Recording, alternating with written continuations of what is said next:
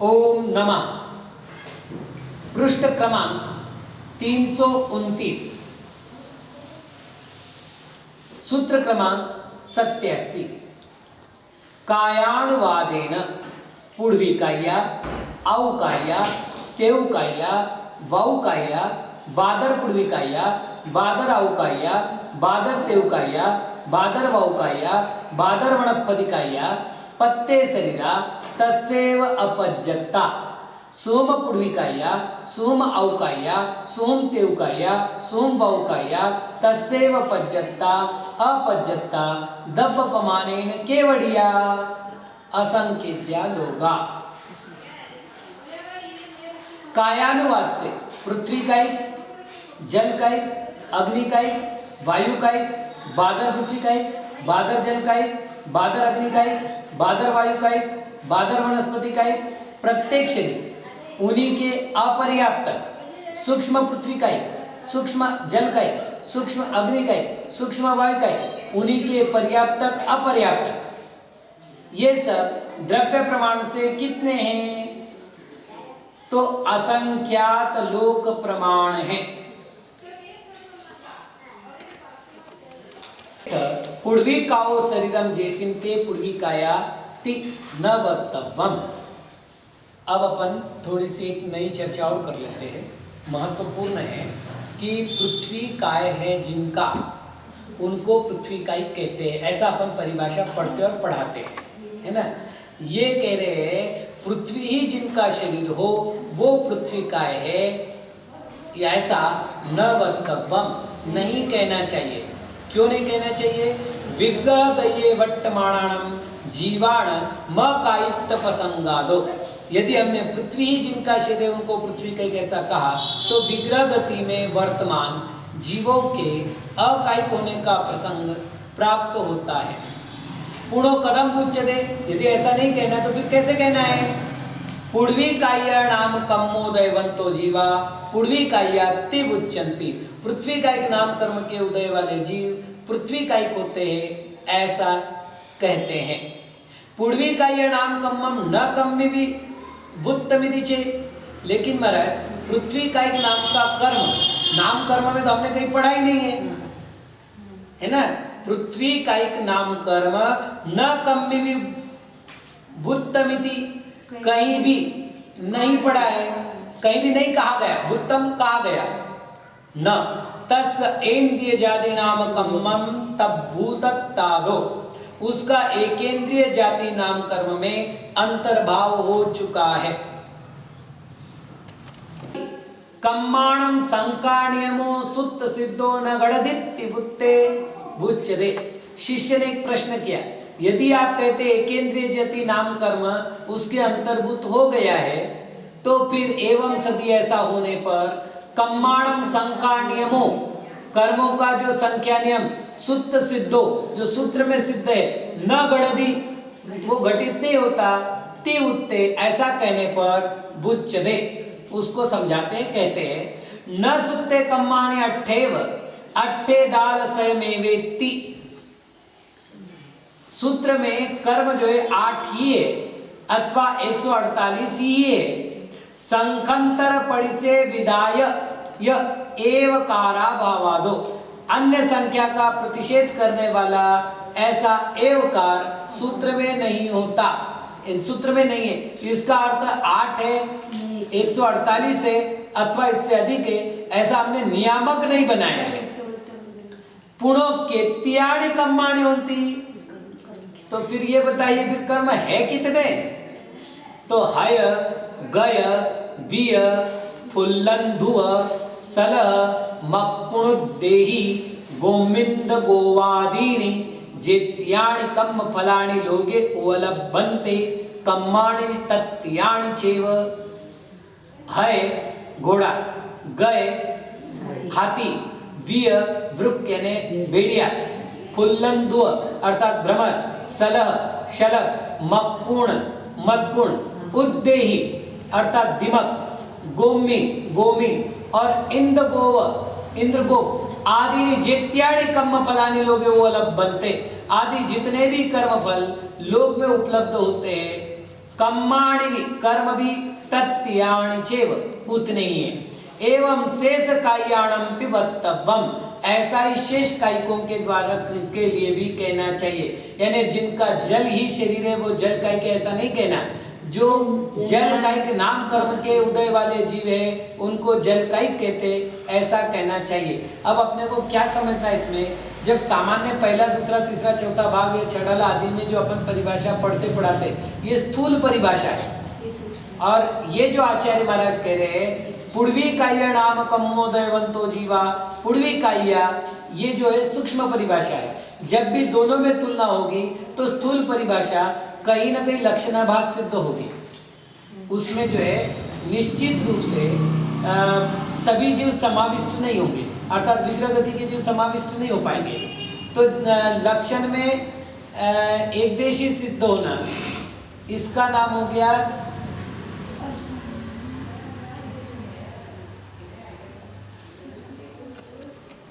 लक्षण का एक देश में ही पाया जाना, इसको अव्याप्ति दोष कहते हैं। और यह अव्याप्ति दोष आ जाता है लक्षण शास्त्र की दृष्टि से।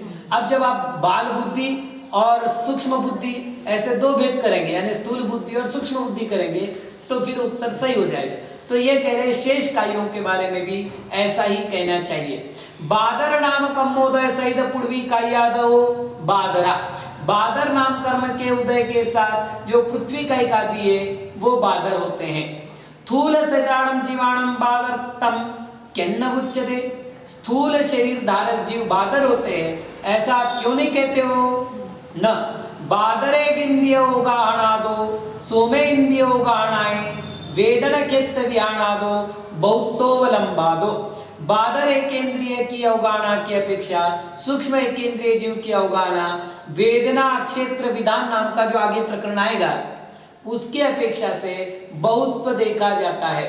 तदो परिहम्यमान शरीरो बादरो, इसलिए जो प्रतिघात युक्त शरीर होता है उसको बादर कहते हैं।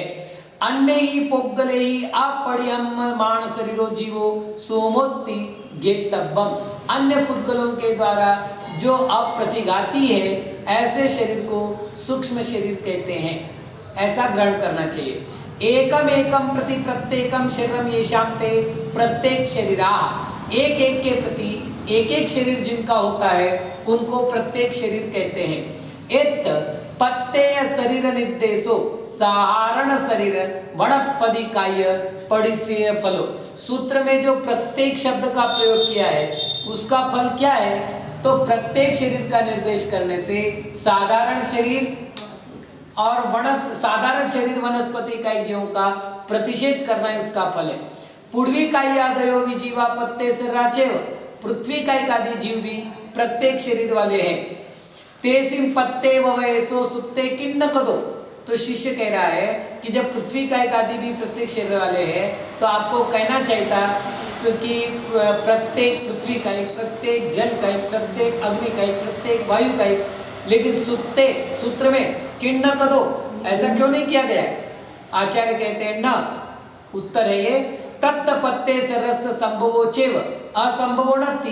वहां प्रत्येक शरीर ही संभव है ना, प्रत्येक शरीर का नहीं होना ऐसा संभव नहीं है।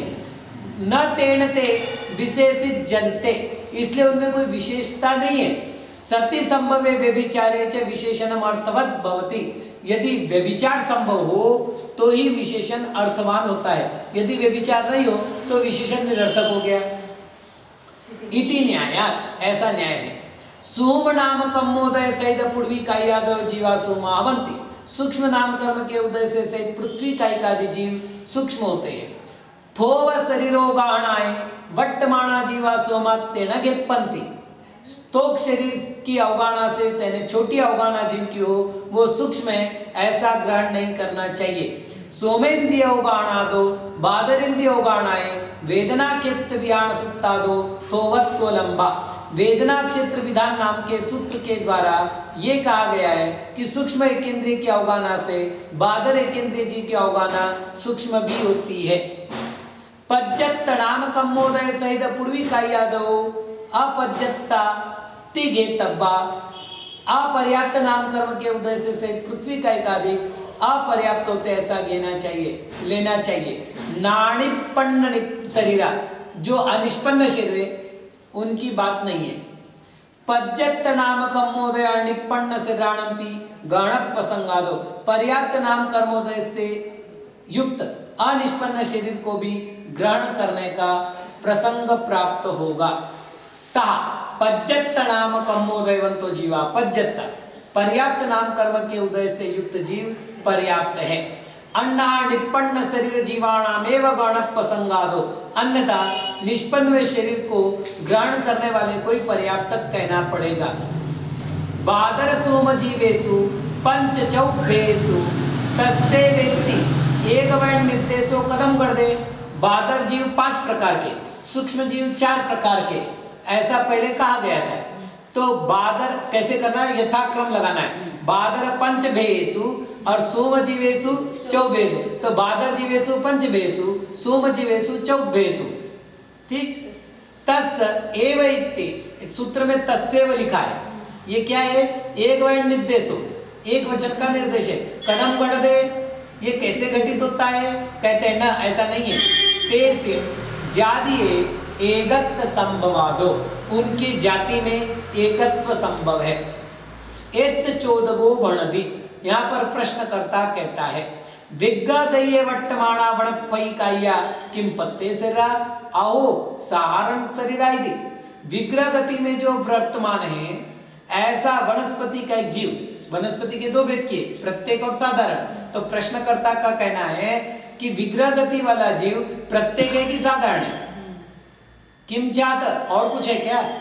नते पत्ते शरीरा, वो प्रत्येक शरीर नहीं है, क्योंकि कम्मय्य कायोगे वट्टमाण वणपई काया अनंतात्तिकट्टु वणपई काय पत्ते शरीराण मणंतत्पसंगा।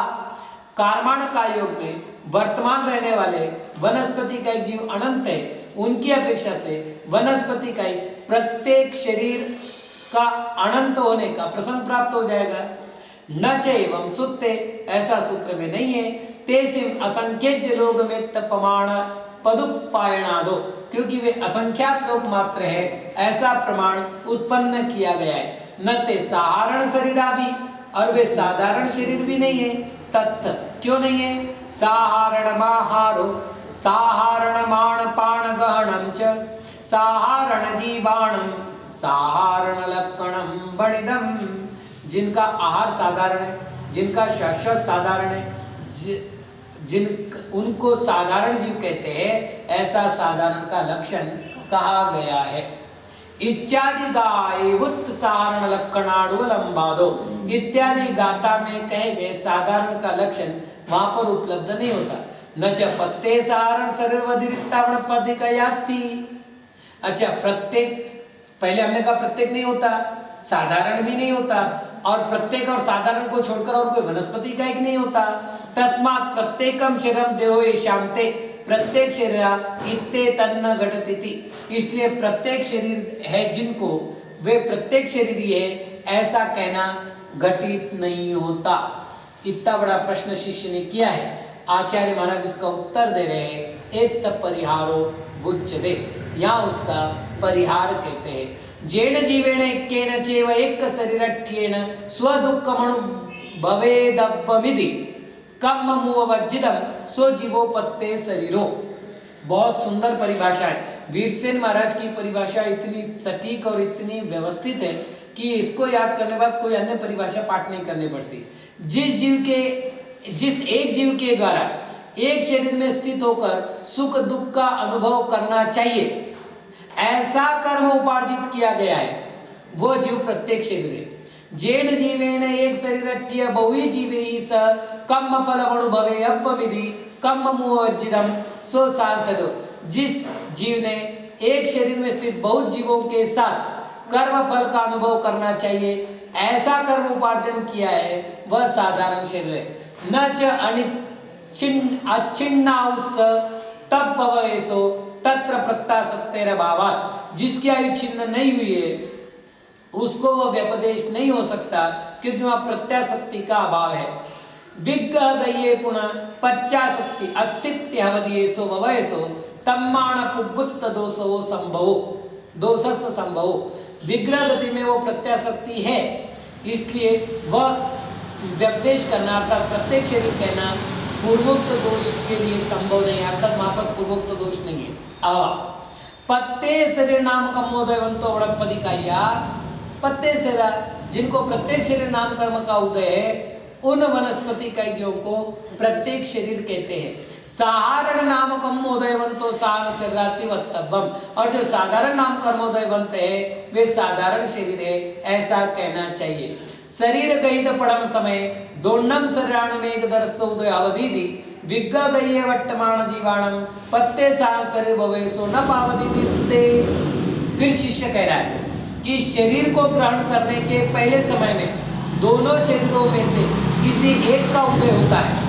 विग्रह गति में वर्तमान रहने वाले जीव को प्रत्येक और साधारण कहना उचित नहीं है।